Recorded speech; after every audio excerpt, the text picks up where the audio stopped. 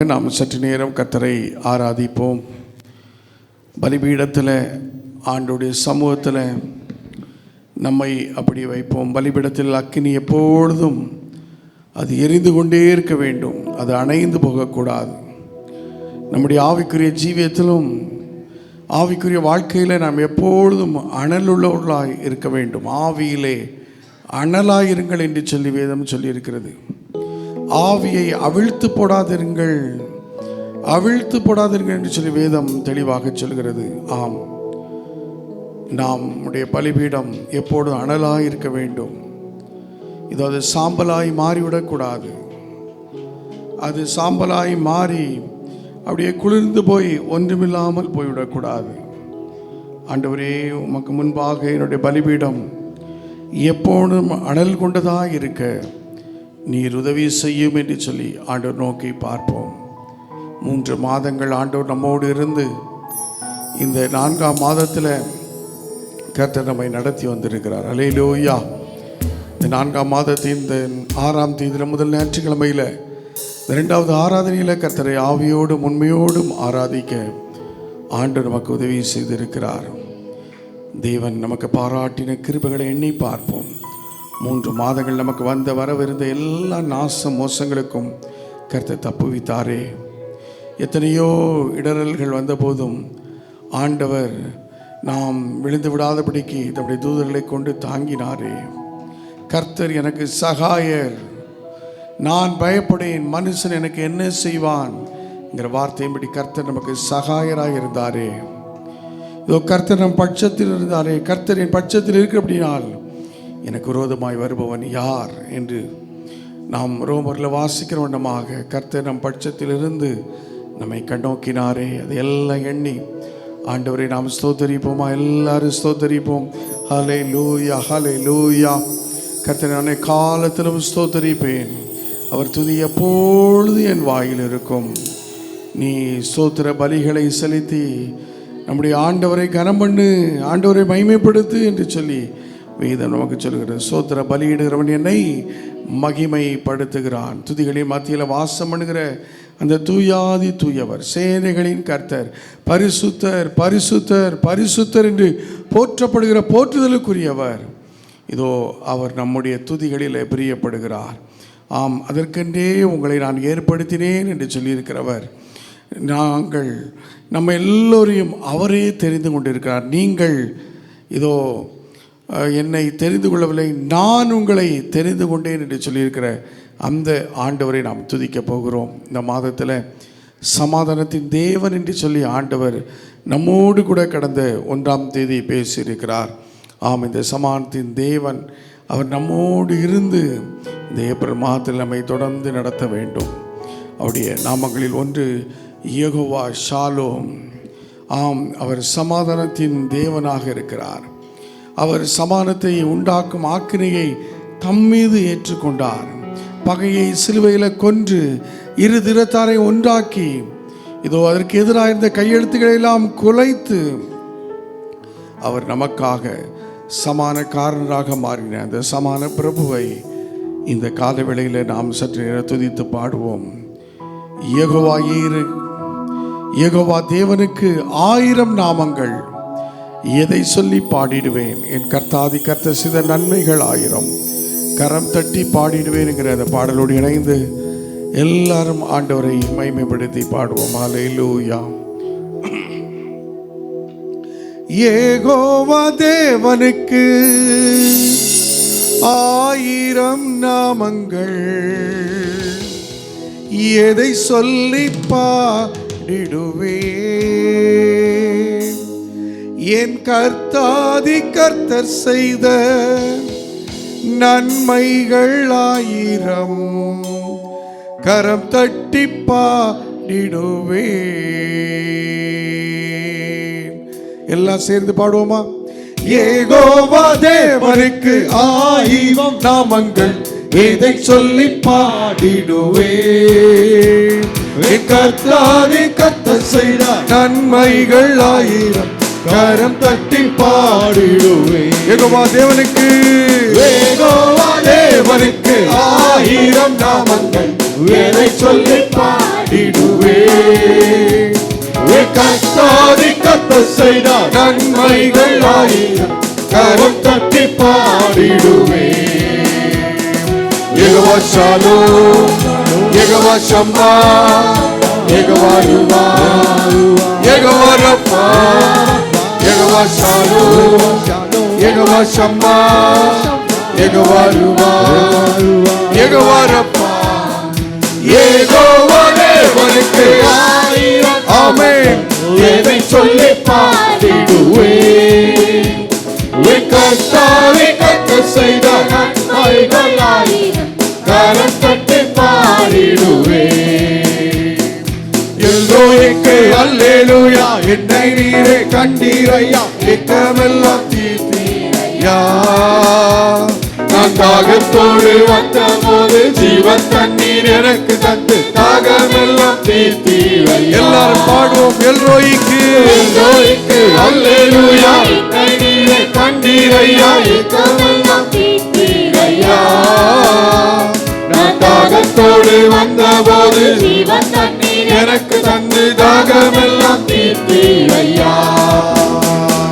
Jehovah Shalom, Jehovah ஷம்மா, Jehovah ருவா, யெகோவா ரப்பா, Jehovah Shalom, Jehovah ஷம்மா, Jehovah ருவா, யெகோவா ரப்பா.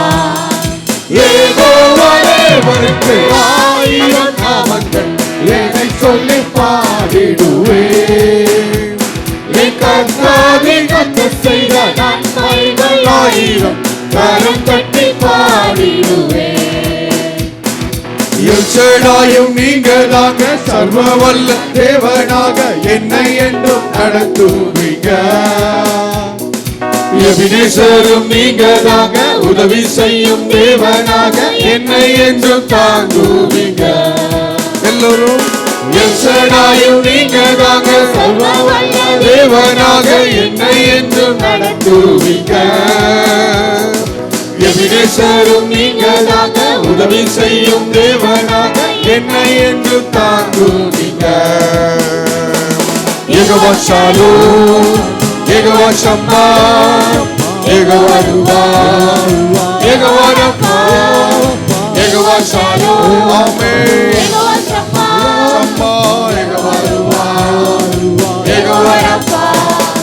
யெகோவா தேவனுக்கு ஆயிரம் நாமங்கள் எதை சொல்லி பாடிடுவேன். கர்த்தாவே கர்த்தர் செய்த நன்மைகள் ஆயிரம் கரம் தட்டி பாடிடுவேன். யெகோவா ஷாலோம், அல்லேலூயா, யெகோவா நிசியே, அல்லேலூயா, யெகோவா ஷாலோம், அல்லேலூயா, யெகோவா நிசியே, அல்லேலூயா, யெகோவா ஈரே, அல்லேலூயா, பரிசுத்த பிதாவே, அல்லேலூயா, யெகோவா ஈரே, அல்லேலூயா, பரிசுத்த பிதாவே, அல்லேலூயா, அல்லேலூயா, அல்லேலூயா, அல்லேலூயா, ஆமென், அல்லேலூயா, ஆமென், அல்லேலூயா, அல்லேலூயா, அல்லேலூயா, அல்லேலூயா. சாரோனின் ரோஜாவே, அல்லேலூயா, லீலி புஷ்பமே, அல்லேலூயா. பாடுவோம். அவர் சாரோனின் ரோஜா, நம்முடைய ஆண்டவர் பள்ளத்தாக்கில் லீலி புஷ்பமாயிருக்கிறார். அழகில் சிறந்தவர், 10,000 சிறந்தவர், தலைமுடி தங்கமயமானவர், தலைமுடி சுருள் சொல்லாதவர். ஆமென். அவரே நம் இரட்சகர், அழகில் சிறந்தவரே, அல்லேலூயா. இயேசு கிறிஸ்துவே, அல்லேலூயா, அல்லேலூயா, அல்லேலூயா, அல்லேலூயா, அல்லேலூயா. எல்லோரும் அல்லேலூயா, ஆமென், அல்லேலூயா, அல்லேலூயா, அல்லேலூயா. ஜெகவாளனே, அல்லேலூயா, பலத்தின் ஆவியே, அல்லேலூயா. தேற்றரவாளனே, நம்மை ஆட்சி தேற்றுகிறவர், பலத்தின் ஆவியானவர், நம்மை பலப்படுத்துகிறவர், சத்திய ஆவியே சகல சத்தியத்தில் நடத்துகிறவர், ஆமென், சாட்சியாய் நிறுத்துகிறவர் ஆவியே, அல்லேலூயா, பரிசுத்த ஆவியே, அல்லேலூயா, எல்லோரும் அல்லேலூயா, அல்லேலூயா, ஆமென், அல்லேலூயா, அல்லேலூயா, இயேசுவே அல்லேலூயா, அல்லேலூயா, அல்லேலூயா, ஒரு விசையாய் அல்லேலூயா, அல்லேலூயா, அல்லேலூயா, அல்லேலூயா, அல்லேலூயா, கடைசியாய் அல்லேலூயா, அல்லேலூயா, அல்லேலூயா, அல்லேலூயா. எல்லாரும் கரங்களை தட்டி அந்த ஆண்டவரை ஸ்தோத்திரிப்போம். யெகோவா ஷாலோம், யெகோவா ஷம்மா, யெகோவா ரூவா, நாங்கள் உம்மை துதிக்கிறோம் கர்த்தாவே, உம்மை ஸ்தோத்திரிக்கிறோம். நம்முடைய ஆண்டவர் சமாதானத்தின் தேவனாய் இருக்கிறார். அல்லேலூயா. எபிரேயர் 13ஆம் அதிகாரத்தில் நாம் 20ஆம் வசனத்தில் இப்படியாக நாம் பார்க்கிறோம், அவர் நம்முடைய சமாதானத்தின் தேவனாக அவர் இருக்கிறார். சமாதானத்தின் தேவனாய் நித்திய உடன்படிக்கையின் இரத்தத்தினாலே அவர் நம்மை சமாதானத்தின் தேவனாக நம்முடைய ஆண்டவர் இருக்கிறார். அல்லேலூயா. அந்த சமாதானத்தின் தேவனை நித்திய உடன்படிக்கை இரத்தத்தினாலே ஆடுகளுடைய பெரிய மேய்ப்பனாகிய நம்முடைய கர்த்தராகிய இயேசு கிறிஸ்துவை மரித்தோரிலிருந்து ஏறி வர பண்ணின அந்த சமாதானத்தின் தேவன் நம்மோடு இருந்து இந்த ஏப்ரல் மாதத்தில் நம்மை நடத்துவார். அல்லேலூயா. ஆம், நித்திய உடன்படிக்கையாய் அவருடைய இரத்தத்தை கொண்டு நம்மோடு கூட இந்த சமாதானத்தின் தேவன் ஒரு உடன்படிக்கை பண்ணியிருக்கிறார். ஆம், யெகோவா ஷாலோம். ஒருவர் பார்க்கும்போது யூதர்கள் ஷாலோம் என்று சொல்லி வாழ்த்துவதை நாம் கேள்விப்பட்டிருக்கிறோம். எந்த ஒரு காரியத்துக்கு போனாலும், எந்த ஒரு சுப காரியமாக இருந்தாலும், எந்த திருப்தியான எந்த வாழ்த்த வேண்டும் என்று சொன்னாலும், இதோ அவர்களை வரவேற்க வேண்டும் என்று சொன்னாலும், அவர்களை இதோ எல்லாவற்றிலும் உயர்த்த வேண்டும் என்று சொன்னாலும் ஷாலோம் என்று சொல்லி நாம் பிரைஸ் தி லார்ட் என்று சொல்வது போல, கர்த்தருக்கு ஸ்தோத்திரம் என்று சொல்வது போல அவர்கள் ஷாலோம் என்கிற வார்த்தையை பயன்படுத்துகிறார்களாம். நம்முடைய ஆண்டவர் சமாதானத்தின் தேவன். அல்லேலூயா. அந்த சமாதானத்தின் தேவன் நம்மை அவர் கண்ணோக்கி பார்க்கிறார். சமாதானத்தை குறித்து பேசக்கூடியவர்கள், சமாதானத்தை குறித்து சிந்திக்கக்கூடியவர்கள், சமாதானத்தை குறித்து இதோ பல்வேறு காரியங்களில் யோசிக்கக்கூடியவர்கள், எழுதக்கூடியவர்கள், அதை கட்டுரைகளாக புத்தகங்களாக எழுதக்கூடியவர்கள் மனிதர்களாக இருக்கிறார்கள். ஆம், தேவன் படைத்த இதோ படைப்புகளில் மனிதனுக்குத்தான் பிரதானமாய் இந்த சமாதானம் தேவைப்படுகிறது. எவ்வளவு பணம் இருந்தால் என்ன, எவ்வளவு பிரச்சனைகள் வியாதிகள் இருந்தாலும் இந்த சமாதானம் இல்லை என்றால் வாழ்க்கை நிம்மதியற்றதாக போய்விடுகிறது. இந்த சமாதானம் இல்லை என்றால் எனக்கு எல்லாம் இருந்து என்ன பிரயோஜனம்? அந்த காப்பீடே ஓனர் பாருங்க, எவ்வளோ பெரிய கோடீஸ்வரன், இதோ அப்படிப்பட்ட எத்தனையோ பணக்காரர்கள், இதோ எத்தனையோ கோடி கோடியாய் பணம் இருந்தும் சமாதானம் இல்லாமல், நிம்மதி இல்லாமல் அவர்கள் தங்களை மாய்த்துக் கொள்கிறார்கள். நீங்களும் நானும் தேடுகிற நிம்மதியை, இந்த உலகம் தேடுகிற நிம்மதியை, சமாதானத்தை நம்முடைய இயேசு தருகிறார். அல்லேலூயா. கரங்களை தட்டி அந்த ஆண்டவரை மகிமைப்படுத்துவோமா? ஆமென். அவர் சமாதான காரணர், அவர் சமாதானத்தின் தேவன், அவர் சமாதானத்தின் பிரபு. அந்த ஆண்டவர் நம்மோடு கூட இருக்கிறார். சிறுமையும் எளிமையுமான நம்மை அவர் கண்ணோக்கி பார்க்கிற ஆண்டவராக இருக்கிறார். அவர் நோக்கி பார்க்கிறவராக இருக்கிறார். சிறுமை எளிமையுமான உங்களை நோக்கி பார்க்கிற, நம்மை கண்ணோக்கி பார்க்கிற அந்த ஆண்டவரை இந்த வேளையில் நாம் அப்படியே ஆராதித்து ஆண்டவருடைய நாமத்தை மகிமைப்படுத்துவோம். சிறுமையும் எளிமையுமான என் மேல் நினைவாய் இருப்பவரே,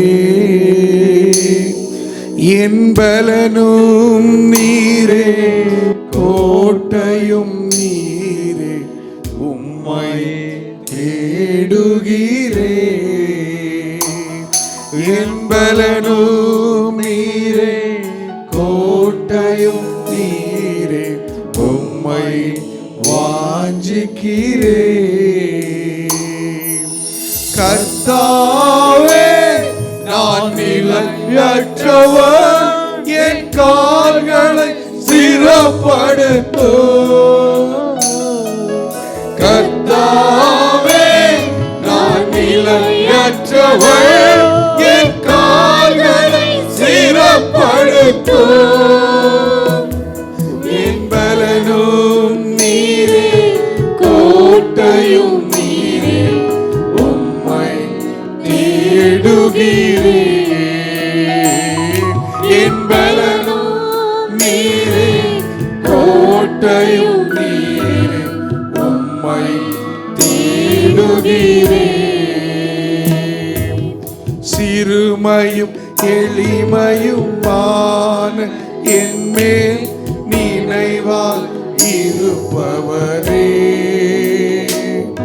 என் பலனும் நீரே, கோட்டையும் நீரே, உம்மை தேடுகிறேன். என் பலனும் நீரே, கோட்டையும் நீரே, உம்மை வாஞ்சிக்கிறேன். தகப்பனே உந்தன் தயை கொண்ட அன்பால் தழுவி என்னை தாங்குமே. தகப்பனே உந்தன் தயை கொண்ட அன்பால் தழுவி என்னை தாங்குமே. தயங்கிடும் நேரத்தில் தேவா உந்தன் தோளில் சுமந்திடுவே. தயங்கிடும் நேரத்தில் தேவா உந்தன் தோளில் சுமந்திடுமே. கர்த்தாவே நான் நிலையற்றவன், என் கால்களை ஸ்திரப்படுத்தும். மனுஷன் வீணாகவே சஞ்சலப்படுகிறான், வாழ்நாள் குறிகிறவன், பாதையில் நிலையற்றவன், பரதேசியாய் செல்கிறவன். நம்ம எல்லாருக்கும் அவரே தஞ்சம், அவரே கோட்டை. இன்னைக்கு சுற்றி திரிகிற மனிதன் வாழ்க்கையில உலர்ந்து போய் தளர்ந்து போய் இருக்கிறான்.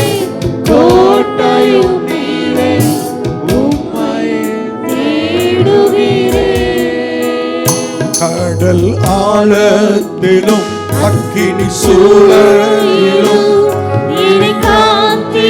பலவானதோ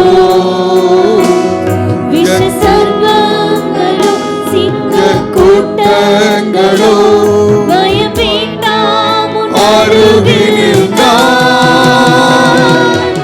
என்றுரை செய்தவரை ஆராதிப்போம். எல்லாரும் கரங்களை அசைத்து பாடுவோமா? என்றுரை செய்தவரை ஆராதிப்போம். என்றுரை செய்தவரை, என்றுரை செய்தவரை ஆராதிப்போம். கடல் ஆழத்திலும், கடல் ஆழத்திலும் அக்கினி சூழலிலும் காத்திடும் பலவானதோ. எத்தனை ஆழங்கள் கடல், எத்தனை அக்கினி சூளைகள் வந்தால் கர்த்தர் நம்மோடு இருந்து நம்மை இந்த மாதத்தில் நடத்துவார். அவர் ஒருபோது நம்மை கைவிட மாட்டார். அவரையே உயர்த்தி அவரையே ஆராதிப்போம். ஆராதிப்போம். என்றுரை செய்தவரை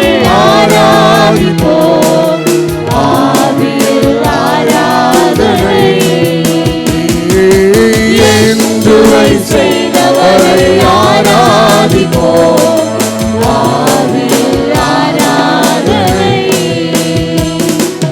நான் உம்மை நேசிக்கிறேன்,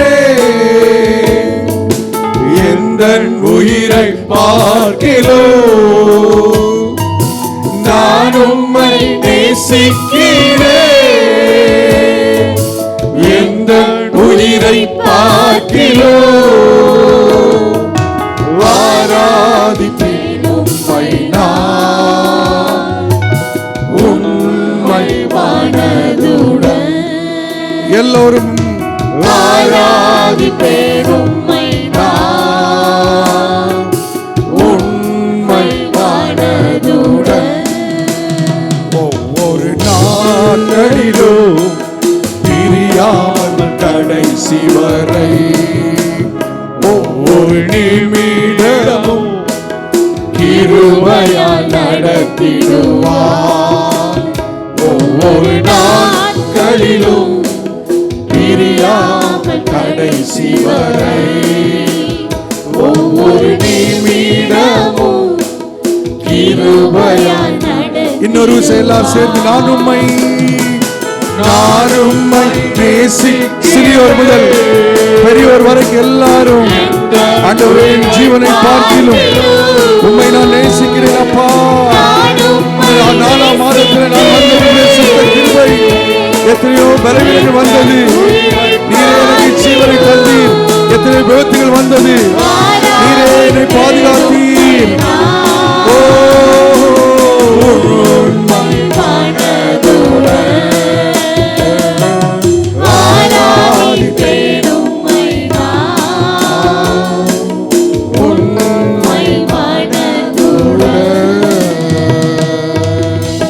அப்படியே கரங்களை உயர்த்தி, எல்லாரும் கரங்களை உயர்த்தி அப்படியே கண்களை மூடினவர்களாய் ஆராதிப்பேன் உம்மை நான், உண்மை மனதுடன்.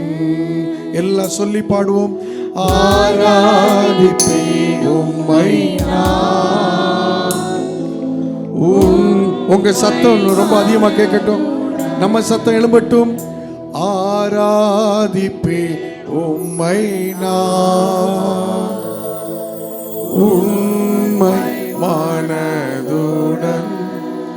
கடல் ஆழத்திலும் அக்கினி சூளையிலும் உன்னை காத்திடும் பலவானென்றோ. சர்ப்பங்களோ சிங்க கூட்டங்களோ பயம் வேண்டாம், உன் அருகில் நான். என்றுரை செய்தவரை ஆராதிப்போம், ஆவியில் ஆராதனை. என்றுரை செய்தவரை ஆராதிப்போம், என்றுரை செய்தவரை. இன்னொரு செய் எல்லாம் சேர்ந்து. என்றுரை செய்தவரை ஆராதிப்போம், ஆவியில் ஆராதனை. ஆராதிப்பேன் உம்மை நான், உண்மை மனதுடன். ஆராதிப்பேன் உம்மை நான், உண்மை மனதுடன். கரங்களை தட்டி எல்லாரும் ஆண்டவரை ஸ்தோத்திரிப்போம். ஹல்லேலூயா. இன்றைக்கு உம்மையே ஆராதிக்க, உண்மை மனதோடு ஆராதிக்க எங்களுக்கு கிருபை செய்யும். இயேசு மூலம் ஜெபிக்கிறோம் நல்ல பிதாவே, ஆமென் ஆமென். உட்கார்வோம்.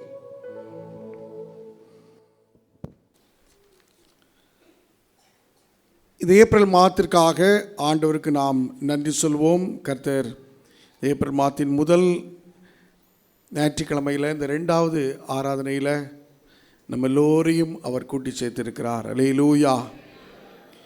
ஆண்டவரே, உண்மை மனதோடு நாங்கள் தொடர்ந்து உம்மை பின்பற்றி வர எங்களுக்கு உதவி செய்யுங்க என்று சொல்லி ஆண்டவர்கிட்ட நாம் கேட்போம். இந்த நாளிலும் ரோமர் 16ஆம் அதிகாரம் 20ஆம் வசனத்தை ஒருவர் நாம் வாசிக்கலாம். சமாதானத்தின் தேவன் சீக்கிரமாய் சாத்தானை உங்கள் கால்களின் கீழே நசுக்கி போடுவார். நம்முடைய கர்த்தராகிய இயேசு கிறிஸ்துடைய கிருபை உங்களுடனே கூட இருப்பதாக. ஆமேன். அல்லேலூயா. சமாதானத்தின் தேவன் சீக்கிரமாய் சாத்தானை உங்கள் கால்களின் கீழே நசுக்கி போடுவார். அல்லேலூயா. சமாதானத்தின் தேவன். அல்லேலூயா. நம்முடைய ஆண்டவர் சமாதானத்தின் தேவனாக இருக்கிறார். எல்லாருக்கும் சமாதானம் தேவைப்படுகிற ஒன்றாக இருக்கிறது. யோவான் 14:27 ஆண்டவர் இந்த உலகத்தை விட்டு மரணத்தின் வழியாய் அவர் போவதற்கு ஆயத்தப்படும் போது கடைசியாக தன்னுடைய சீசர்களோடு கூட அவர் பேசும்போது இப்படி சொன்னார், சமாதானத்தை உங்களுக்கு வைத்து போகிறேன், என்னுடைய சமாதானத்தையே உங்களுக்கு கொடுக்கிறேன். உலகம் கொடுக்கிற பிரகாரம் நான் உங்களுக்கு கொடுக்கிறதில்லை. உங்கள் இருதயம் கலங்காமலும் பயப்படாமலும் இருப்பதாக. அல்லேலூயா. உலகம் கொடுக்கக்கூடாத, எடுக்க முடியாத சமாதானத்தை நம்முடைய ஆண்டவர் கொடுக்க வல்லவராக இருக்கிறார்.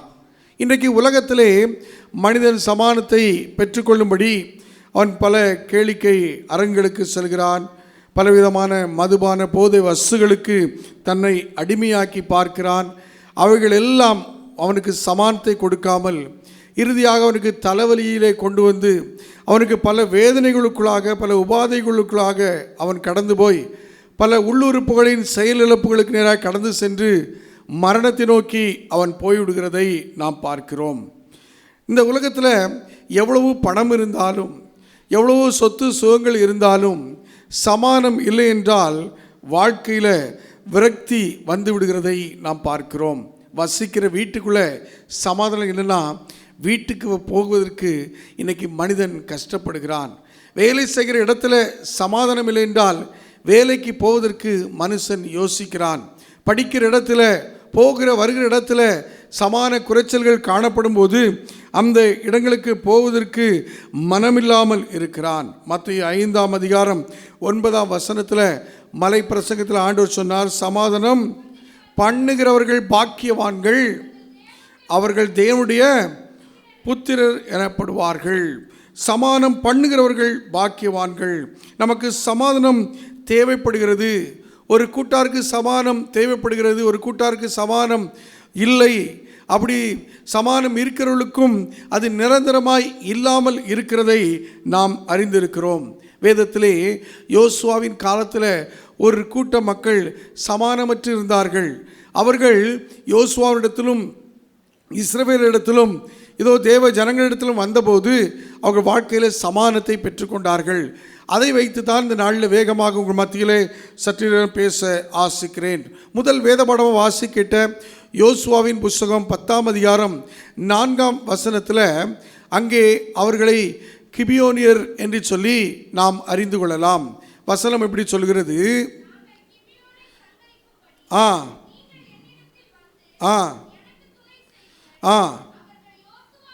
அவர்கள் யோசுவாவோடும் இஸ்ரவேல் புத்திரரோடும் சமாதானம் பண்ணினார்கள் என்று சொல்லி அனுப்பினான். இங்கே கிபியோனியர்கள் என்ற ஒரு கூட்டத்தை பார்க்கிறோம். அவர்களுக்கு இஸ்ரவேலிடத்தில் வந்தபடினாலே அங்கே ஒரு சமாதானமான ஒரு சூழ்நிலை வருகிறதை பார்க்கிறோம். எப்பொழுது தேவ ஜனத்தண்டையிலே நாம் வருகிறோமோ அப்பொழுது ஆண்டவர் நமக்கு சமாதானத்தை தருகிறார். சாத்தானை சீக்கிரமாய் கால்களின் கீழே நசுகக்கூடிய ஒரு நிலைக்கு நேராய் ஆண்டவர் நம்மை கொண்டு போகிறார். அருமையான கர்த்தருடைய பிள்ளைகளே, தேவ ஜனத்தோடு சமானமாய் இருக்கும்போது நாம் சாத்தானை கால்களின் கீழே நசுக்கிறவர்களாக இருக்கிறோம். யோசுவா 10:3 நாம் வாசிக்கும் பொழுது அங்கே நாம் பார்க்கிறோம், ஒரு 5 ராஜாக்கள் இந்த கிபியோனியருக்கு எதிராக வருகிறார்கள். அந்த 5 ராஜாக்களை குறித்து அந்த 3 போடப்பட்டிருக்கிறது. ஆக இந்த 5 ராஜாக்கள் இவர்களுக்கு எதிராக வருகிறார்கள். நீங்கள் 2 வாசிக்கும் பொழுது ஆய் பட்டணத்தை ஆண்டவர் யோசுவாவை கொண்டு முறியடிக்கிறார். அடுத்ததாக இந்த கிபியோனியர்கள் இருக்கிறார்கள். இவர்கள் ஆய் பட்டணத்தாரை காட்டிலும் பெரியவர்களாய் இருக்கிறார்கள். அவர்கள் மனுஷர் பலசாலியாய் அவர்கள் இருந்தபடியினாலே அவங்களுக்குள்ள இந்த 5 ராஜாக்கள் அவர்களுக்கு எதிராய் வந்த சூழலில் பயந்து போய் அங்கே அவர்கள் யோசுவாவிடத்திலும் இஸ்ரவேல் ஜனங்களிடத்திலும் அவர்கள் வருகிறதை நாம் பார்க்கிறோம். அருமையான கர்த்தருடைய பிள்ளைகளே, இன்றைக்கு நம்முடைய குடும்பம் ஒரு பெரிய கிபியோன் பெரிய பட்டணத்தில் இருந்தாலும் 5 ராஜாக்கள் என்று சொல்லி அவர்களுக்கு எதிராய் வந்தபோது அவர்களுக்குள்ளே சமானமற்ற ஒரு நிலை வந்துவிட்டது. அவர்களுக்குள்ளே ஒரு நிம்மதியற்ற நிலை வந்துவிட்டது. ஆகையினாலே அவர்கள் தேவ பிள்ளைகளை நோக்கி ஓடி வருகிறார்கள். இப்படி தேவ பிள்ளைகள் நோக்கி ஓடி வந்தபோது ஆண்டவர் இந்த யோசுவாவை கொண்டு இஸ்ரவேல் ஜனங்களை கொண்டு இந்த 5 ராஜாக்களை முறியடிக்கிறதை நாம் யோசுவா 10ஆம் அதிகாரம் 24ஆம் வசனத்திலே நாம் இப்படி வாசிக்கிறோம். யார் இந்த 5 ராஜாக்கள்? இவர்கள்தான் இதோ சாத்தானாக இங்கே அறியப்படுகிற 5 ராஜாக்களாக இருக்கிறார்கள். அவர்களை எப்படி அவர் முறியடிக்கிறார் என்று பார்க்கும் பொழுது அந்த 24ஆம் வசனம் இப்படி சொல்கிறது. கொண்டு வந்தபோது அழைப்பித்து அதிபதிகளை நோக்கி, நீங்கள் கிட்ட வந்து உங்கள் கால்களை இந்த ராஜாக்களுடைய கழுத்துகளின் மேல் வையுங்கள் என்றார். அல்லேலூயா. அந்த 5 ராஜாக்களை வீழ்த்திவிட்டு யோசுவா சொல்கிறான், அவர் எல்லா யுத்த மனுஷர் அதிபதிகளை நோக்கி, நீங்கள் எல்லாரும் என் கிட்ட வாங்க, இந்த 5 ராஜாக்களின் கழுத்து மேலே உங்கள் கால்களை வையுங்கள் என்று சொன்ன உடனே அங்கே வசனம் சொல்கிறது, அவர்கள் கிட்ட வந்து தங்கள் கால்களை அவர்கள் கழுத்துகளின் மேல் வைத்தார்கள். அல்லேலூயா. நம்முடைய வாழ்க்கையில் நாம் தேவனோடு தேவ பிள்ளைகளோடு தேவ ஜனத்தோடு நாம் ஐக்கியமாக இருக்கும் பொழுது இதோ சாத்தான் எத்தனை பேரோடு வந்தாலும் அத்தனை பேரையும் ஆண்டவர் நம்முடைய கால்களுக்கு கீழே கொண்டு வருவார். அல்லேலூயா. இப்பொழுது யோசுவா 10ஆம் அதிகாரம் 6ஆம் வசனத்தை வாசியுங்கள். 10:6 வாசியுங்கள். அப்பொழுது கிபியோனின் மனுஷர் கில்காலில் இருக்கிற பாளையத்திற்கு யோசுவாவினிடத்திற்கு ஆள் அனுப்பி, உமது அடியாரை கைவிடாமல் சீக்கிரமாய் எங்களிடத்தில் வந்து எங்களை இரட்சித்து எங்களுக்கு துணை செய்யும், பர்வதங்களிலே குடியிருக்கிற ஏமோரின் ராஜாக்கள் எல்லாரும் எங்களுக்கு விரோதமாய் கூடினார்கள் என்று சொன்னார். அல்லேலூயா. இங்கே கிபியோனியர் இஸ்ரவேலரிடத்தில் அவர்கள் வருகிறதை பார்க்கிறோம். இந்த 5 ராஜாக்கள் கழுத்தின் மேலே அவங்க கால்களை வைத்து ஜெயத்தை பெரும் முன்பாக நடந்த காரியம்தான் இது. அவர்கள் யோசுவாவிடத்தில் ஆள் அனுப்பி, எங்களை ரட்சிக்க வேண்டும், எங்களுக்கு துணை இருக்க வேண்டும், எங்களுக்கு உதவி செய்ய வேண்டும் என்று சொல்லி அவர்கள் கேட்கிறார்கள். அருமையான கர்த்தருடைய பிள்ளைகளே, நீங்களும் நானும் தேவனோடு தேவ பிள்ளைகளோடு கூட ஐக்கியமாய் இருக்கும் பொழுது நம்முடைய வாழ்க்கைக்கு விரோதமாய் எத்தனை காரியங்கள் வந்தாலும் அவைகளை ஜெயிக்கக்கூடிய ஒரு ஜெயத்தை ஆண்டவர் நமக்கு தர வல்லவராக இருக்கிறார். அல்லேலூயா. 9ஆம் வசனத்தை இப்பொழுது வாசியுங்கள். யோசுவா கில்காலிலிருந்து முழுவதும் நடந்து திடீரென்று அவர்கள் மேல் வந்து விட்டான். எங்களுக்கு உதவி செய்யுங்க, எங்களுக்கு துணை நில்லுங்க என்று சொல்லி கேட்ட கிபியோனியருக்காக யோசுவா அவர் தம்முடைய ஜனத்தோடு கடந்து போகிறான். கில்காலிலிருந்து முழுவதும் நடந்து செல்கிறான். முழுவதும் நடந்து சென்று அங்கே அவர்களுக்கு விரோதமாய் அவன் போரிடுகிறதை நாம் பார்க்கிறோம். கிறிஸ்துக்குள் அருமையான தேவ பிள்ளைகளே, அந்த 12ஆம் வசனம் 10ஆம் அதிகாரம் 12ஆம் வசனம் முக்கியமான வசனம். அங்கே என்ன சொல்கிறது பாருங்கள். கர்த்தர் எமோரியரை இஸ்ரவேல் புத்திரருக்கு முன்பாக ஒப்பு கொடுக்கிற அந்நாளிலே யோசுவா கர்த்தரை நோக்கி பேசி, பின்பு இஸ்ரவேலின் கண்களுக்கு முன்பாக, சூரியனே நீ கிபியோன் மேலும், சந்திரனே நீ ஆயலோன் பள்ளத்தாக்கின் மேலும், தரித்து நில்லுங்கள் என்றான். அல்லேலூயா. இங்கே இரா முழுவதும் நடந்து சென்ற இந்த யோசுவா அந்த 5 ராஜாக்களுக்கு எதிராக தங்களுக்கு உதவி செய்ய வேண்டும் என்று கேட்ட இந்த கிபியோனியர்களுக்காக அவன் கடந்து சென்றவன் அங்கே என்ன பண்ணுறாரு, அந்த இஸ்ரவேல் ஜனங்களுக்காக அந்த 5 ராஜாக்களுக்கு எதிராக அவன் ஜெயத்தை பெறும்படி இஸ்ரவேல் கண்களுக்கு முன்பாக என்ன பண்ண, சூரியனே நீ கிபியோன் மேலும், சந்திரனே நீ ஆயிலோன் பள்ளத்தாக்கின் மேலும் தரித்து நில்லுங்கள் என்றான். அடுத்த வசனம் பாருங்க, அந்த 5 ராஜாக்களையும் அவங்க தோற்கடிக்கு மட்டும் என்ன நடந்ததாம், சூரியன் அப்படியே தரித்து நின்றது, சந்திரனும் நின்றது. அப்படியே சூரியன் அஸ்தமிக்க தீவிரிக்காமல் ஏறக்குறைய ஒரு பகல் முழுவதும் நடுவானத்தில் நின்றது. அல்லேலூயா. பகலெல்லாம் சூரியன் அது ஒரே இடத்துல ஓடிக்கொண்டே ஒரே இடத்துல நின்றது.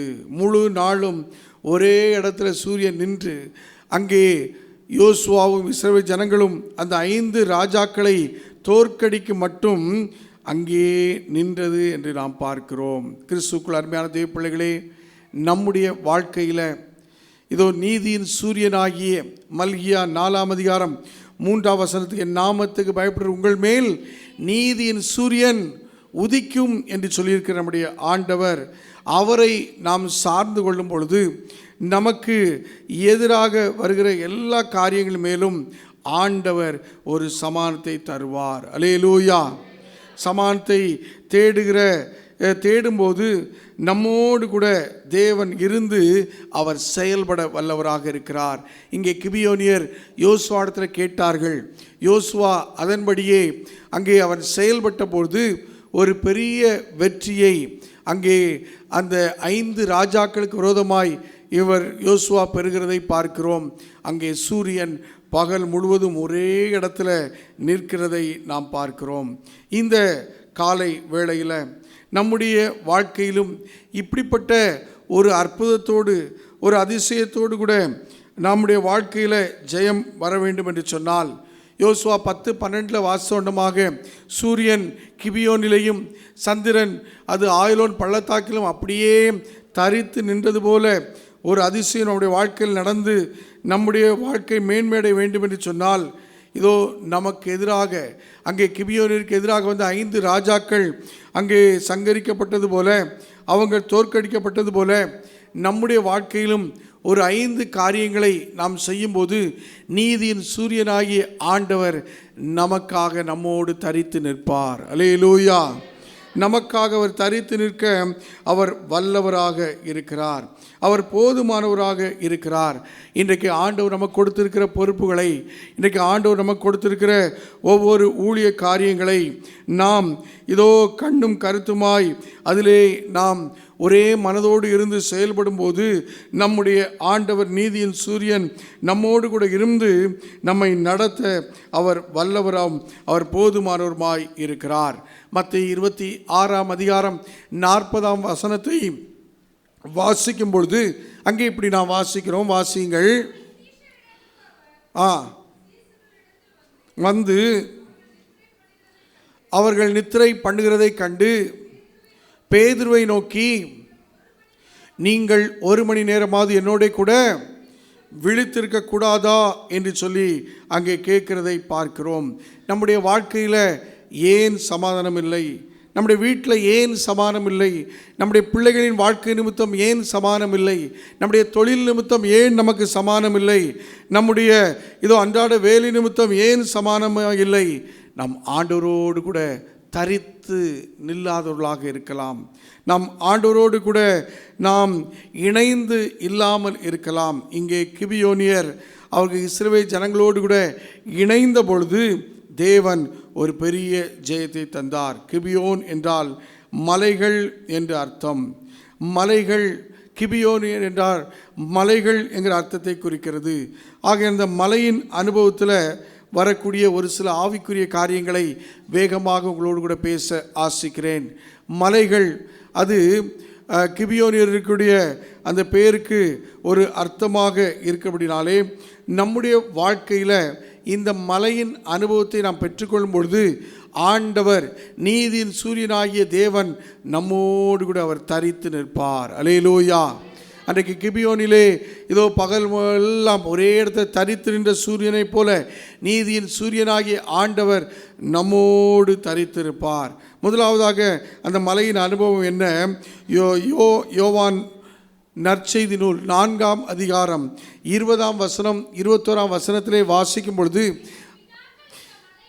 அங்கே சமாரிய ஸ்ரீயோடு கூட உரையாடி கொண்டிருந்த ஆண்டவரிடத்தில் சமாரிய ஸ்ரீ சொல்கிறாள், எங்கள் பிதாக்கள் இந்த மலையிலே தொழுது கொண்டு வந்தார்கள், நீங்கள் எருசலேமில் இருக்கிற ஸ்தலத்திலே தொழுது கொள்ள வேண்டும் என்கிறீர்களே.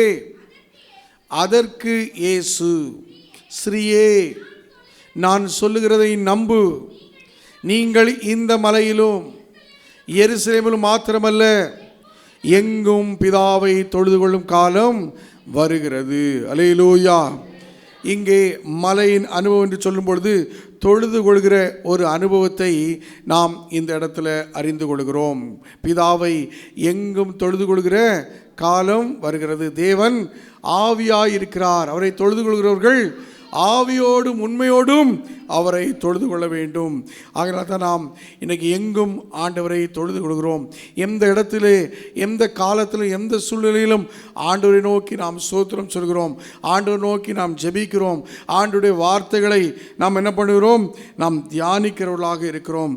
கிறிஸ்துவுக்குள் அருமையான தேவ பிள்ளைகளே, 400 வருடங்களுக்கு மேலாய் எகிப்தில் அடிமையாக இருந்த இஸ்ரவேல் ஜனங்களை மோசே வழியாய் ஆண்டவர் மீட்க பார்வோனிடத்தில் அனுப்பின போது மோசே இடத்தில் ஆண்டவர் சொன்ன காரியம் என்ன?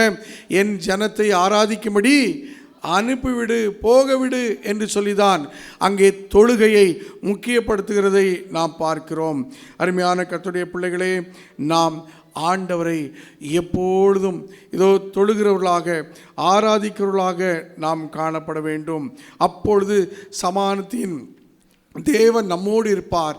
சாத்தானை சீக்கிரமாய் கால்களின் கீழே நசுக்கக்கூடிய விதத்தில் ஆண்டவர் நம்மோடு இருந்து அவர் செயல்படுவார். இரண்டாவதாக இந்த மலையின் அனுபவத்தை மத்தேயு 17ஆம் அதிகாரம் 1ஆம் வசனத்தில் மலை, அந்த மறுரூப மலையில் ஆண்டவர் பேதுரு, யோவான், யாக்கோபோடு கூட அவர் கடந்து செல்கிறார். அங்கே தனித்திருக்கும்படி அவர் கடந்து சென்றார் என்று சொல்லி வேதத்திலே பார்க்கிறோம். பாருங்க, அந்த அங்கே கடைசியாக சொல்கிறது, தனித்திருக்கும்படி உயர்ந்த மலையின் மேல் போய் என்று பார்க்கிறோம். ஆண்டவரை பொறுத்தளவில் தனித்திருக்கும் அனுபவம் என்ன என்று பார்க்கும் பொழுது மார்க்கு 4ஆம் அதிகாரம் அங்கே 6ஆம் அதிகாரம் 46ஆம் வசனத்தை வாசிக்கும் பொழுது, மார்க்கு 6ஆம் அதிகாரம் 46ஆம் வசனத்தில், அவர் ஜனங்களை அனுப்பிவிட்ட பின்பு ஜெபம் பண்ணும்படி ஒரு மலையின் மேல் ஏறினார். ஜெபம் பண்ணுதல் ஆண்டவருக்கு தனித்திருக்கும் ஒரு அனுபவமாக இருக்கிறதை நாம் பார்க்கிறோம். நீதியின் சூரியனாகிய ஆண்டவர் எப்பொழுது நம்மோடு தரித்திருக்க வேண்டும் என்றால், நம்மோடு அவர் இருக்க வேண்டும் என்று சொன்னால், அவரை நாம் எப்பொழுது தொழுது கொள்கிறவர்களாக இருக்க வேண்டும். அவரை நோக்கி நாம் எப்பொழுதும் ஜெபிக்கிறவர்களாக நாம் காணப்பட வேண்டும். இதைத்தான் தேவன் நம்மிடத்தில் எதிர்பார்க்கிறவராக இருக்கிறார். ஆம், தனித்திருக்கிற ஒரு அனுபவம், அவரோடு கூட பேசுகிற ஒரு அனுபவம், அவரோடு கூட நாம் சம்பாஷிக்கிற அந்த அனுபவம் மலையின் அனுபவமாக இருக்கிறது. நீதியின் சூரியன் நம்மோடு அவர் பிரசன்னமாகிற ஒரு நேரமாக இருக்கிறது. மூன்றாவதாக மத்தேயு 5ஆம் அதிகாரம் 14ஆம் வசனத்திலே வாசிக்கும் பொழுது அங்கே மலை பிரசங்கத்திலே ஆண்டவர் சொல்கிறார், நீங்கள் உலகத்திற்கு வெளிச்சமாக இருக்கிறீர்கள்.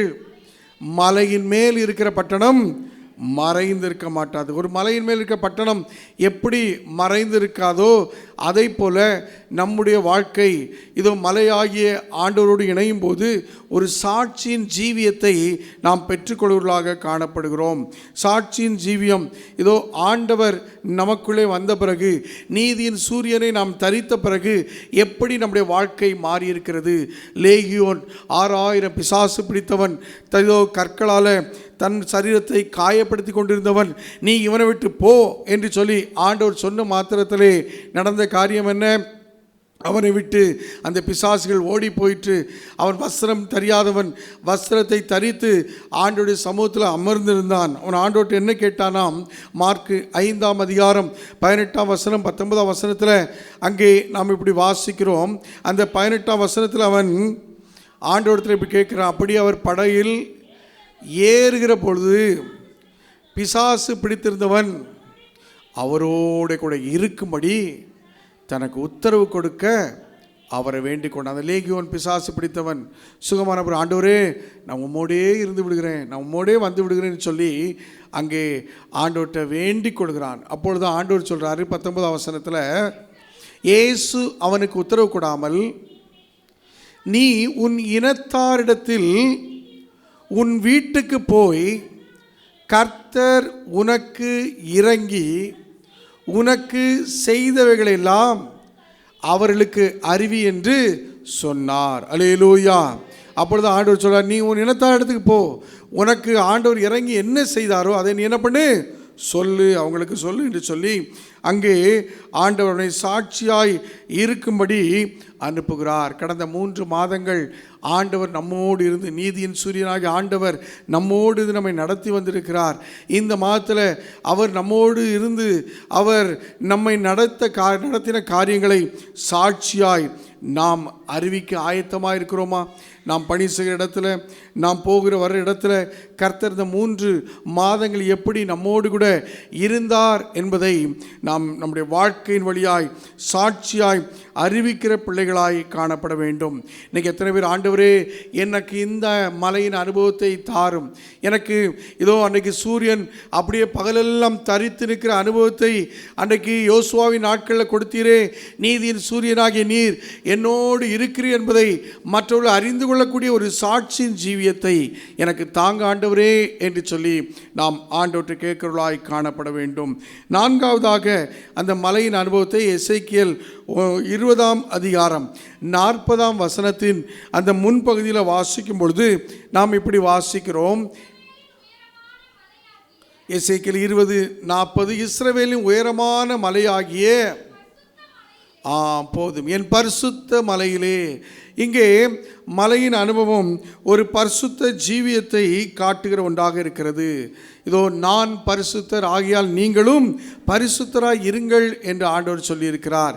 ஆகையினால் உயரமான மலையாகிய இஸ்ரவேலின் உயரமான மலையாகிய என் பரிசுத்த மலையிலே என்று இங்கே எசேக்கியேல் எழுதுகிறதை பார்க்கிறோம். அப்போ நீதியின் சூரியனாகிய ஆண்டவர் நம்மோடு இருக்க வேண்டும் என்று சொன்னால், பகலெல்லாம் அந்த கிபியோன் மேலே அந்த சூரியன் அப்படியே தரித்து நின்றது போல நம் வாழ்க்கையில் ஆண்டவர் எப்பொழுதும் சேனைகளின் கர்த்தர் பரிசுத்தர் பரிசுத்தர் பரிசுத்தர் என்று நீங்களும் நானும் போற்றக்கூடிய விதத்தில் இருக்க வேண்டும் என்று சொன்னால், நாம் ஆண்டவருக்குள்ளாக எப்பொழுதும் ஒரு பரிசுத்த ஜீவியத்தை செய்கிறவர்களாக இருக்க வேண்டும். தாவீது ராஜா பாவம் செய்தபோது தன் வாழ்க்கையில் அந்த தீய குணங்களால் தான் நிறைந்து பரிசுத்தத்தை இழந்தபோது 51ஆம் சங்கீதத்தை வேண்டிக் கொள்கிறான். 51ஆம் சங்கீதம் 7ஆம் வசனத்தில் அவன் ஆண்டவர் நோக்கி கதற, ஆண்டவரே என்னை பரிசுத்தப்படுத்தும். எப்படி பரிசுத்தப்படுத்தும்? அவன் 51:7 நீர் என்னை ஈசோப்பினால் சுத்திகரியும், அப்பொழுது நான் சுத்தமாவேன், என்னை கழுவி அருளும், அப்பொழுது நான் உறைந்த மலையிலும் வெண்மையாவேன் என்று அவர் சொல்லுவதை பார்க்கிறோம். இரவு பகல் ஆண்டவருடைய பரிசுத்தத்தை தேடுகிற பிள்ளைகளாய், நீதியின் சூரியனாகிய தேவன் நம்மோடு இருக்க நாம் அப்படியமாய் பரிசுத்தத்தை வாஞ்சிக்கும் பொழுது அந்த ஆண்டவர் நம்மோடு கூட இருந்து நம்மை நடத்துவார். அல்லேலூயா. 5ஆவதாக இந்த மலையின் அனுபவம் ஏசாயா 52ஆம் அதிகாரம் 17ஆம் வசனத்திலே வாசிக்கும் பொழுது அங்கே நாம் இப்படி வாசிக்கிறோம். 52:17 ஏசாயா, அப்படியே 17ஆம் வசனம் 52 சுவிசேஷத்தை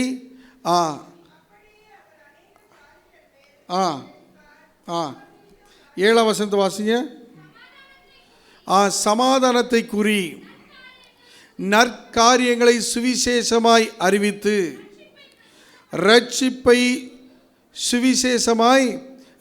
பிரசித்தப்படுத்தி உன் தேவன் ராஜரிகம் பண்ணுகிறார் என்று சியோனுக்கு சொல்லுகிற சுவிசேஷகருடைய பாதங்கள் மலைகளின் மேல் எவ்வளவு அழகாயிருக்கிறது. ஏசாயா 52:7 சொல்றோமாக, சுவிசேஷகனுடைய பாதங்கள் மலைகளின் மேல் எவ்வளவு அழகாயிருக்கிறது. அல்லேலூயா.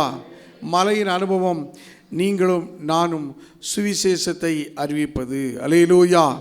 நம்முடைய ஈசிஏ லோகோவில் இருக்கும், கோ ப்ரீச் பேப்டைஸ் டீச் என்று இருக்கும். ஆம், நாம் என்ன பண்ண வேண்டும்? ஆண்டுடைய சுவிசேஷத்தை அறிவிக்க வேண்டும். இந்திய சுவிசேஷ திருச்சபை, ஆம், சுவிசேஷத்தை அறிவிக்கும்படி, சபைகளை நாட்டும்படி நீங்களும் நானும் முன்குறிக்கப்பட்டுள்ளாய் இருக்கிறோம். நம்முடைய தந்தை பேராயுடைய காட்சி, அந்த தரிசனம், இதோ நம்முடைய தேசம் எங்கிலும் 1,00,000 திருச்சபைகள், 1 கோடி ஆத்துமாக்கள் 2056 நம்முடைய ஈசையனுடைய அந்த நூற்றாண்டுக்குள்ளே உண்டாக வேண்டும் என்கிற ஒரு தரிசனம். அந்த தரிசனத்தை சுமந்து கொண்டிருக்கிற நீங்களும் நானும், ஆண்டவரே, இப்படிப்பட்ட இந்த மலையின் அனுபவத்தை, சுவிசேஷம் அறிவிக்கிற இந்த அனுபவத்தை எங்களுக்கு தாங்க என்று சொல்லி நாம் கேட்க வேண்டும். அல்லேலூயா. 20ஆம் நூற்றாண்டில் தேவன் பயன்படுத்தின பிரசித்தி பெற்ற ஒரு சுவிசேஷகர் பில்லி கிரகாம். அவர்களை குறித்து இப்படியாக வரலாறு சொல்கிறது. அவர் சுமார் 21 கோடி மக்களுக்கு உலகமெங்கிலும் சுவிசேஷம் அறிவித்திருக்கிறார். அல்லேலூயா. இன்றைக்கு இருக்கிற இந்த நாகரிக வசதி இல்லாத ஒரு காலம், அந்த 20ஆம் நூற்றாண்டில் எந்த இன்டர்நெட்டோ ஃபேஸ்புக்கோ இல்லாத காலத்தில் 21 கோடி மக்களுக்கு அவர் தம்முடைய அவர் வழியாக சுவிசேஷம் கடந்து போயிருக்கிறது. அநேக நாடுகளுக்கு, அதிகபட்சம் உலகமெங்கும் உள்ள அதிகபட்சமான நாடுகளுக்கு அவர் கடந்து சென்றிருக்கார். நம்முடைய தேசத்துக்கே அவர் ஒரு 2-3 முறை அவர் வந்து போயிருக்கிறார். அப்படிப்பட்ட ஒரு பிரசித்தி பெற்ற ஒரு சுவிசேஷகனாக இந்த பில்லி கிரகாமை ஆண்டவர் அவர் அநேக மக்களுக்கு ஆசீர்வாதமாக பயன்படுத்தினார். எந்த செய்தி கொடுத்தாலும் அது சுவிசேஷத்தை மையமாக வைத்து தான் அவருடைய செய்தி இருக்கும். இன்றைக்கும் அவருடைய மகனும் அந்த ஊழியத்தை தொடர்ந்து சுவிசேஷத்தை மையமாக வைத்தே அந்த ஊழியத்தை அவர்கள் செய்து கொண்டிருக்கிறதை நாம் பார்க்கிறோம்.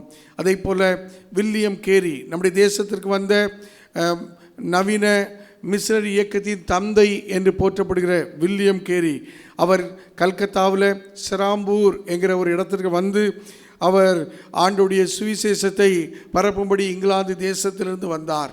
வந்த இடத்துல அங்கே உள்ள சூழ்நிலைகள் ஒத்துப்போகாமல் அவருடைய மகன், சிறிய மகன், அவன் நோய்வாய்ப்பட்டு இறந்து போகிறான். இதோ மகன் இறந்த அந்த துக்கம் தாங்க முடியாமல் அவருடைய மனைவி பைத்தியக்காரியாக மாறி, புத்தி சுயாதீனமாக மாறி அவர்களும் இறந்து போய்விடுகிறார்கள். இப்படிப்பட்ட ஒரு சூழ்நிலையில் அவர் அங்கேயே இருந்து பெரும் பாடுபட்டு நம்முடைய இந்திய தேசத்தின் பல மொழிகளில் வேதத்தை அவர் மொழிபெயர்த்தார். அல்லேலூயா. வேதத்தை அநேக மொழிகளில் அவர் மொழிபெயர்த்து, அதோடு கூட செராம்பூர் யூனிவர்சிட்டி என்று சொல்லி இன்றைக்கு கிறிஸ்தவ போதகர்கள், ஊழியர்கள் படிக்கிற ஒரு யூனிவர்சிட்டி இன்றைக்கும் இருக்கிறது. இதை போல அங்கி தரித்தவர்கள் அவர்கள் பல படிப்புகளை படித்து உயர்ந்த நிலைக்கு வருவதற்கு இன்றைக்கு உலகத்தில் அங்கீகரிக்கப்பட்ட ஒரு கிறிஸ்தவ யூனிவர்சிட்டியாக நம்முடைய தேசத்தில் இருக்கிற இந்த செராம்பூர் யூனிவர்சிட்டி இந்த வில்லியம் கேரி அவர்களாலே தோற்றுவிக்கப்பட்ட ஒன்றாக இருக்கிறது. அல்லேலூயா. பல இழப்புகள் மத்தியில், பல போராட்டங்கள் மத்தியில், இதோ ஒரு விசை அவர் டிரான்ஸ்லேட் பண்ணி வைத்திருந்த எல்லா தீக்கிரையானது, ஆனாலும் மனம் தளராமல் மீண்டும் அவர் முயற்சி பண்ணி அவர் என்ன பண்ணாராம், பல மொழிகளில் வேதத்தை அவர் மொழிபெயர்த்தார். அருமையான கர்த்தருடைய பிள்ளைகளே, ஆண்டவருக்காக சுவிசேஷத்தை அறிவிக்க அவர் கடல் கடந்து வந்து நம்முடைய தேசத்தில் இப்படிப்பட்ட ஊழியத்தை செய்திருக்கு. இன்றும் அந்த யூனிவர்சிட்டி இதோ அந்த சுவிசேஷத்துக்கு ஒரு மாடலாக அதை இன்றைக்கும் அநேக ஊழியர்கள் அங்கிருந்து எழும்புவதற்கு தேவன் அந்த வில்லியம் கேரியை பயன்படுத்தினது இன்றைக்கும் சாட்சியாய் இருப்பதை நாம் அறிந்திருக்கிறோம். ஆகையால் அன்புக்குரிய தெய்வ பிள்ளைகளே, இதோ இந்த மலையின் அனுபவம், ஆண்டவரை நீங்கள் நான் தொழுது கொள்ள வேண்டும். ஆண்டவரத்தை தனிப்பட்ட ஒரு ஜெப அனுபவத்தில் நாம் இருக்க வேண்டும். ஒரு சாட்சியின் ஜீவியம், ஒரு பரிசுத்த ஜீவியம், ஒரு சுவிசேஷத்தை அறிவிக்கிற ஒரு வாழ்க்கை நமக்குள்ளே இருக்கும்போது கிபியோன் மேலே பகல் முழுவதும் சூரியன் தரித்து நின்றது போல நீதியின் சூரியனாகிய ஆண்டவர் நம்மோடு இருந்து நம்மை நடத்துவார். அல்லேலூயா. அந்த யோசுவா 10ஆம் அதிகாரம் 12ஆம் வசனத்தின் அந்த பின்பகுதி சொல்கிறது, சந்திரன் ஆயிலோன் பள்ளத்தாக்கிலே என்ன பண்ணுச்சு, அது அப்படியே தரித்து நின்றது. சந்திரனே நீ ஆயிலோன் பள்ளத்தாக்கின் மேல் தரித்து நில்லுங்கன்னு சொன்ன அந்த வார்த்தை அப்படியே அங்கே நடந்தது. கிருபை நிறைந்த ஆண்டவர் அதிசயமாய் இந்த காரியங்களை செய்ததை நாம் பார்க்கிறோம். இந்த ஆயிலோன் பள்ளத்தாக்கு என்றால் அதனுடைய அர்த்தம் மான்கள் வசிக்கிற ஒரு இடம், மான்கள் வசிக்கிற இடம். வேகமாக அவருடைய அர்த்தத்தை சொல்லி முடிக்க ஆசிக்கிறேன். அருமையான கர்த்தருடைய பிள்ளைகளே, நம்முடைய வாழ்க்கையிலும் மானின் அனுபவத்தை பெற்ற பிள்ளைகளாய் நாம் காணப்பட வேண்டும். 2 சாமுவேலின் புஸ்தகம் 2ஆம் அதிகாரம் 18ஆம் வசனத்திலே அங்கே ஆசகேலை குறித்து வேதம் இப்படி சொல்கிறது, அவன் மானை போல வேகமாக ஓடுகிறவனாய் இருந்தான். இந்த ஆசகேல் கலைமான்களில் ஒன்றை போல வேகமாய் ஓடுகிறவனாய் இருந்தான் என்று சொல்லி வேதம் சொல்கிறதை பார்க்கிறோம். இன்றைக்கு ஆண்டவருக்காக நாம் வேகமாக ஓட வேண்டும். பஸ்காவை புசிக்க இஸ்ரவேல் ஜனங்கள் அவங்க எகிப்தில் ஆயத்தப்பட்ட போது யாத்ராகமம் 12ஆம் அதிகாரம் 13ஆம் வசனத்தில் என்ன சொல்கிறது பாருங்கள். அங்கே 12ஆம் அதிகாரம் யாத்ராகமம் 13ஆம் வசனத்திலே வாசிக்கும் பொழுது நாம் இப்படி வாசிக்கிறோம், நீங்கள் இருக்கும் வீடுகளில் அந்த இரத்தம் உங்களுக்காக அடையாளமாய் இருக்கும், அந்த இரத்தத்தை நான் கண்டு உங்களை கடந்து போவேன், உங்களுக்குள்ளே வராது இருக்கும் என்று சொல்லிவிட்டு நீங்கள் அதை எப்படி புசிக்கணும்னு சொன்னார். அந்த புசிக்கும் போது அந்த வேகமாக என்ன பண்ணணும், காலில் செருப்பை போட்டு கையிலே கோலை பிடித்து கொண்டு நீங்கள் அந்த கசப்பான கீரை என்ன பண்ணணும், தீவிரமாய் புசிக்க வேண்டும் என்று சொல்லி அதில் நீங்கள் பின்னால் உள்ள வசனங்களை வாசிக்கும் பொழுது நாம் தெரிந்து கொள்ளலாம். ஆகையினால புசிக்கும் போது அமர நம்ம அப்படியே டைனிங் ஹாலில் உட்கார்ந்து சாப்பிட்ற மாதிரி அல்ல, அது வேகமாக நீங்கள் என்ன பண்ணணும், செய்ய வேண்டும், சாப்பிட வேண்டும் என்று சொல்லி அங்கே மோசே வழியாக சொல்லப்படுகிறதை பார்க்கிறோம். இன்றைக்கி ஆண்டவருக்கு அடுத்த காரியங்களில், தேவனை தேடுகிற காரியத்தில் நாம் வேகமாக இருக்கிறோமா? நாம் வேகமாக இருக்கிறோமா? 9 மணி ஆராதனையில் நாம் 9 மணிக்கே வந்து விடுகிறவர்களாக, அதற்கு முன்பாகவே வந்து விடுகிறவர்களாக நாம் இருக்கிறோமா? நம்முடைய ஜீவியத்தை நாம் கண்ணோக்கி பார்ப்போம். ஆண்டவரே, இன்றைக்கு நான் கொஞ்சம் லேட்டாக வந்தேன், அடுத்த வாரம் இன்னும் சீக்கிரமாக வர, வேகமாக வர எனக்கு உதவி செய்யும் என்று சொல்லி நாம் ஆண்டவர்கிட்ட கேட்கிறவர்களாக இருக்க வேண்டும்.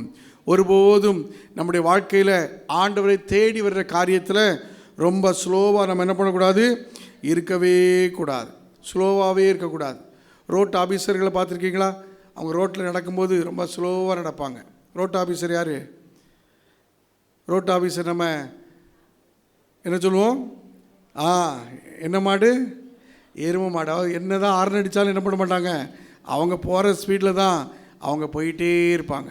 அதை போல் ஆண்டவருக்கு அடுத்த காரியத்தில் நம்ம அப்படி இருக்கக்கூடாது. இன்னொரு வார்த்தை கூட நம்ம சொல்லுவாங்க, எருமை மாட்டு மேலே மழை பெஞ்சது, எவ்வளோ வேகமாக மழை பெய்தாலும் அதோடைய வேகம் கூடவே செய்யாது. அப்படி நம்ம என்ன பண்ணக்கூடாது, ஆண்டவருக்கு அடுத்த காரியத்தில் நாம் இருக்கக்கூடாது. நம்முடைய ஆவிக்குரிய ஜீவியத்தில் ஆராதனை செய்கிற காரியத்தில் கை தட்டுன்னா கை இப்படி வரும், ஆனால் என்ன பண்ணாது, அது தட்டாது. ஏன்னா அவ்வளோதான், அதுக்குள்ளே 2-3 தட்டு என்ன பண்ணிடுவாங்க, மற்றவங்க தட்டிடுவாங்க. ஏன்னா ரொம்ப ஸ்லோவாக என்ன பண்ணக்கூடாது, ஆராதனையில் நம்ம இருக்கக்கூடாது. ஜெபம் பண்ணுற காரியத்தில், ஆண்டவர் வாய்களை திறந்து ஸ்தோத்திரம் பண்ணுற காரியத்தில் நமக்கு என்ன வேணும், வேகமாக நாம் செயல்பட வேண்டும், வேகமாக நாம் செயல்பட வேண்டும். ஆண்டவர் இதோ நம்ம இடத்துல அவர் அப்படிப்பட்ட ஒரு கலைமானின் வேகத்தை போல அவருடைய காரியங்களில் வேகமாக இருக்க நாம் விரும்புகிறார். பாருங்கள், இமைப்பொழுதில் நாம் மருவமாவோம் அப்படின்னு சொல்லி வேதம் சொல்லுது. ஒரு சந்திரனுக்கு ஒரு ராக்கெட்டை அனுப்பினாலே 1 மாதம் 2 மாதம் என்று சொல்லி என்ன பண்ண நாள் ஆகிறது என்று சொல்கிறார்கள். ஆனால் நம்முடைய ஆண்டுடைய பிள்ளைகள் இமைப்பொழுதில் மர்வமாவார்கள் என்று வேதம் சொல்கிறது. எசேக்கியேல் 1ஆம் அதிகாரம் 14ஆம் வசனத்தில் மின்னலை போல ஒரு வேகம், மின்னல் அதை பின்பு வருகிற அந்த இடி முழக்கத்தை விட மின்னல் அதிவேகமானது. அப்படிப்பட்ட ஒரு வேகத்தோடு கூட நாம் ஒரு மானை போன்ற ஒரு வேகமுடையவர்களாக ஆண்டவரை ஆராதிப்பதிலே காணப்பட வேண்டும். சங்கீதம் 18ஆம் சங்கீதம் 33ஆம் வசனத்தில் அங்கே மானை பற்றி சொல்லும்போது, அவர் என் கால்களை மான்களுடைய கால்களை போலாக்கி என் உயர் ஸ்தலங்களில் என்னை நிறுத்துகிறார். உயர்ந்த ஸ்தானங்களில் ஆண்டவர் ஒரு உன்னத ஜீவியத்துக்கு நேராய் நம்மை கொண்டு போக அவர் வல்லவராக இருக்கிறார். ஆக அப்படிப்பட்ட ஒரு மானின் சிந்தை இருக்க வேண்டும். பாருங்கள், வேகமும் இருக்க வேண்டும். இதோ ஆண்டவர் உயர்வையும் தருகிறார். யோபு சொல்லும்பொழுது சற்று வித்தியாசமாக சொல்லுகிறார். 39ஆம் அதிகாரம் யோபின் புஸ்தகம் 1ஆம் வசனத்தை சொல்லும் பொழுது, அந்த மான் ஈணும்போது எப்படி அது ஈணுமாம். 39:1 வாசிங்க. அறிவாயோ, மான்கள் குட்டி போடுகிறதை கவனித்தாயோ? ஆ ஆ ஆ பாருங்க, அவைகள் நொந்து குனிந்து தங்கள் குட்டிகளை போட்டு தங்கள் வேதனைகளை நீக்கிவிடும். அல்லேலூயா. எல்லா மிருகங்களுக்கும் எல்லா மனிதர்களுக்கும், குறிப்பாக அந்த எனக்கு குட்டிகளை ஈனக்கூடிய மிருகங்களானாலும் சரி, குழந்தைகளை பெற்றுக்கொள்கிற இதோ பெண்களானாலும் சரி, அந்த நேரம் ஒரு வேதனையான நேரம். இங்கே மானை குறித்து இந்த வேதத்தில் யோபு சொல்லும்போது, அவைகள் நொந்து குனிந்து தங்கள் குட்டிகளை போட்டு தங்கள் வேதனைகளை நீக்கிவிடும் என்று சொல்லப்பட்டிருக்கிறது. அப்போ இதனுடைய அனுபவத்தை பார்க்கும்போது ஒரு பாடுபடும் சிந்தை, ஒரு தேவனுடைய பிள்ளைக்கு வேகம் மட்டும் இருந்தால் போதாது, பாடுபடக்கூடிய ஒரு சிந்தையும் இருக்க வேண்டும். 1 பேதுரு 4ஆம் அதிகாரம் 17ஆம் வசனத்தில் நான் வாசிக்கும் பொழுது அங்கே நாம் இப்படி வாசிக்கிறோம். 1 பேதுரு 4ஆம் அதிகாரம் 17ஆம் வசனத்தில்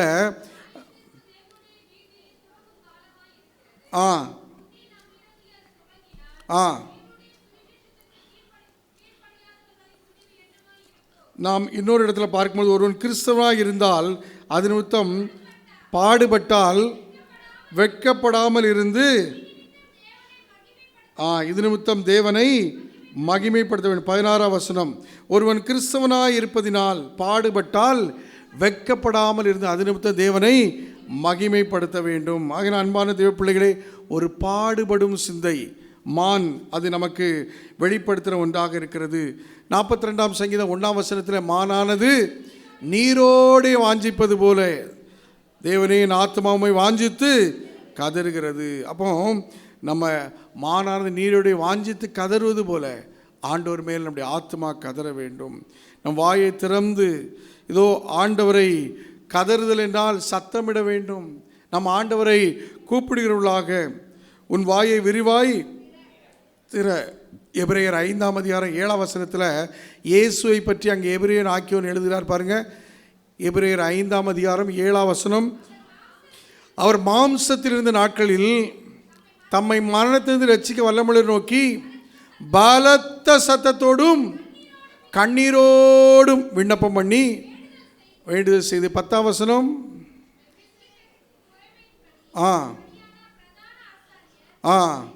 என்று தேவனாலே அதனாலே என்ன பண்ணப்பட்டாராம், நாமம் தரிக்கப்பட்டார். அப்படி பலத்த சத்தமாய் ஆண்டவர் வேண்டுதல் செய்தபடினாலே அந்த நாமத்தை, பிரதான ஆசாரியர் என்ற நாமத்தை அவர் பெற்றார் என்று பார்க்கிறோம். ஆகையால் நாமும் இதோ அப்படிப்பட்ட ஒரு வாஞ்சியுடையவர்களாய் ஆண்டவரை போற்ற வேண்டும். ஏசாயா 35:6 முடவன் மானை போல குதிப்பான் என்று சொல்லி வேதம் சொல்கிறது. நம்முடைய வாழ்க்கையிலும் நாம் அப்படிப்பட்ட என்ன பண்ண வேண்டும், மானை போல ஒரு குதிக்கிற, ஒருவேளை நம்ம உடம்பு ரொம்ப துள்ளாட்டக்கூட ஆவியில் நம்ம களி கூற வேண்டும். ஆவியில் களி கூர்ந்து மகிழ்வுகளாக இருக்க வேண்டும். ஆலயத்துக்கு வந்த பிறகும் ரொம்ப அசையாதவர்களா, கை கூட தட்டக்கு நம்முடைய உடம்பு அசைக்காமல் இருக்கக்கூடாது. ஐயோ என் மேக்கப்பெல்லாம் கலைந்து விடக்கூடாதே என்று சொல்லி என்ன பண்ணக்கூடாது, அப்படி யோசித்து கொண்டு இருக்கக்கூடாது. ஆண்டவரை ஆராதிக்கும் போது நம்முடைய இதோ உள்ளம் கம்பீரித்து மகிழக்கூடிய விதத்தில் நாம் ஆண்டவரை போற்றுகிறவர்களாய் காணப்பட வேண்டும். இந்த காலை வேளையில் இதோ இந்த ஆயலோன் பள்ளத்தாக்கு மான்கள் வசிக்கிற அந்த இடத்தின் அனுபவத்தை இதோ ஆண்டவரே நாங்கள் பெற்றுக்கொள்ள எங்களுக்கு உதவி செய்யும் என்று சொல்லி ஆண்டவருடைய கரத்திலே நம்மை ஒப்பு கொடுப்போம். இங்கே நடந்த காரியம் என்ன, அந்த 5 ராஜாக்களை தேவன் யோசுவாவை கொண்டு தம்முடைய ஜனங்களை கொண்டு வீழ்த்துகிறார். 10ஆம் அதிகாரம் யோசுவா 15ஆம் வசனத்தில் வாசிக்கும் பொழுது அங்கே 16ஆம் வசனத்தில் வாசிக்கும் பொழுது வாசி முடிப்போம். வசனம் இப்படி சொல்லுகிறது, பின்பு யோசுவா இஸ்ரவேல் அனைத்தோடும் கூட கில்காலில் இருக்கிற பாளையத்திற்கு திரும்பினான். அவன் திரும்ப கில்காலில் இருக்கிற பாளையத்திற்கு, அந்த சாத்தானை காலின் கீழ் அவன் நசுக்கு வரைக்கும் அந்த 5 ராஜாக்களின் கழுத்தின் மேல் காலை வைத்து அவளை தோற்கடித்து அவன் கில்காலுக்கு பாளையத்துக்கு திரும்பினான். அடுத்த வசனம், அந்த 5 ராஜாக்கள் ஓடி போய் மக்கேதாவில் இருக்கிற ஒரு கெபியிலே ஒளிந்து கொண்டார்கள். அவர்கள் ஓடி ஒளிந்து கொண்டார்கள். அவர்கள் இதோ அங்கே இந்த இஸ்ரவேல் ஜனங்களை விட்டு கிபியோனை விட்டு ஓடி ஒளிந்து கொண்டார்கள். தேவன் ஒரு பெரிய சமாதானத்தை கிபியோனியர்களுக்கு கொடுத்தார். நம்முடைய ஆண்டவர் சமாதானத்தின் தேவன். அல்லேலூயா. இன்றைக்கி நாம் வேலை செய்கிற, நாம் போகிற வருகிற இடத்துல நமக்கு எதிராக எழும்புகிற அந்த 5 ராஜாக்கள் யாராக இருந்தாலும், ஆண்டவரே நாங்கள் உம்மோடு இருந்து சீக்கிரமாய் சாத்தானை காலின் கீழே நசுக்க எங்களுக்கு உதவி செய்யும் என்று சொல்லி ஆண்டவர்கிட்ட கேட்போம். எல்லாரும் தலைவணங்குவோமா? ஆண்டவர் நோக்கி பார்ப்போம். நம் இயேசு நல்லவர், ஒருபோதும் கைவிடார், ஒரு நாளும் விலகிடார் என்ற பாடல்ல அந்த ஒரு சரணத்தை பாடி நம்மை ஆண்டவருடைய கரத்திலே ஒப்பு கொடுப்போம். நம் இயேசு நல்லவர், ஒருபோதும் கைவிடார், ஒரு நாளும் விலகிடார். நம் இயேசு நல்லவர், ஒருபோதும் கைவிடார், ஒரு நாளும் விலகிடார். ஒன்று சேர்ந்து நாம் துதிப்போம், சாத்தானை மீறிப்போம், தேசத்தை சுதந்தரிப்போம். ஒன்று சேர்ந்து நாம் துதிப்போம், சாத்தானை மீறிப்போம், தேசத்தை சுதந்தரிப்போம். அன்பின் நல்ல ஆண்டவரே, நன்றியோடு மை துதிக்கிறோம், மை ஸ்தோத்திரிக்கிறோம். நீர் எங்களோடு கூட பேசி நம்முடைய வார்த்தைகளுக்காக ஸ்தோத்திரம். சமானத்தின் தேவன், சீக்கிரமாய் சாத்தானை எங்கள் கால்களின் கீழே நீர் நசுக்க வல்லவராய் இருக்கிறீர். நாங்கள் கிபியோன் மேலே ஆண்டவரே அந்த சூரியன் தரித்து நின்றது போல, ஆயிலோன் பள்ளத்தாக்கின் மேலே அந்த சந்திரன் தரித்து நின்றது போல, ஆண்டவரே எங்களுக்குள்ளாக நீதியின் சூரியனாக நீர் தரித்து நிற்கக்கூடிய அனுபவத்தில் நாங்கள் உம்மை தொழுது கொள்ளவும், உம்மையோடு ஜெபிக்கும் இடத்தில் ஜெபிக்கவும், எங்களுடைய சாட்சியின் ஜீவியத்தை காத்துக்கொள்ளவும், எங்களை பரிசுத்தப்படுத்தவும், ஆண்டவரே உம்முடைய சுவிசேஷ அறிவிக்கவும், ஆண்டவரே வேகமாய் உமக்கென்று நாங்கள் ஓடவும், ஆண்டவரே எங்களை உயர்ந்த ஸ்தலங்களில் நீர் நடக்க பண்ண வல்லவராய், எளியவனை ஆண்டவரே நீர் உயர்த்துகிறவராய், ஆண்டவரே கண்மலையின் மேல் உயர்த்துகிறவராய் இருக்கிற என்பதை அறிந்து செயல்படவும், பாடுபடும் சிந்தையை பெற்றவர்களாகவும், ஆண்டவரே இதோ உண்மையிலே வாஞ்சியுடையவர்களாகவும் எப்பொழுதுமை துதிக்க ஸ்தோத்தரிக்க கர்த்தர் கிருபை தார். இந்த நாளில் ஆண்டவர் நாங்கள் அப்படியாகி செய்யும்போது, அன்றைக்கு எதிராக வந்த கிபியோனியர்களுக்கு, இஸ்ரவேல் ஜனங்களுக்கு எதிராக வந்த இந்த 5 ராஜாக்கள் ஆண்டவரே அங்கேருந்து ஓடி ஒளிந்தார்கள். இதோ யோசுவா மற்றவர்களும் அவர்கள் மீண்டும் கில்காலில் வந்து சேர்ந்தது போல நாங்களும் எப்பொழுது உம்முடைய சமூகத்திலே காணப்பட்டு உம்மை மகிமைப்படுத்த கிருபை தார். வந்த ஆண்டவரே நம்முடைய வார்த்தையை கேட்ட ஒவ்வொருவருக்குள்ளும் அப்படிப்பட்ட கிருபையை தந்து, சமானத்தின் தேவன் சாத்தானை கால்களின் கீழே ஆண்டவரே நசுக்கிற அந்த ஜெயமான வாழ்க்கையை எங்களுக்கு எப்பொழுதும் தந்து நடத்தும். இயேசு மூலம் ஜெபிக்கிறோம், ஜெபங்களும் நல்ல பிதாவே. ஆமேன், ஆமேன்.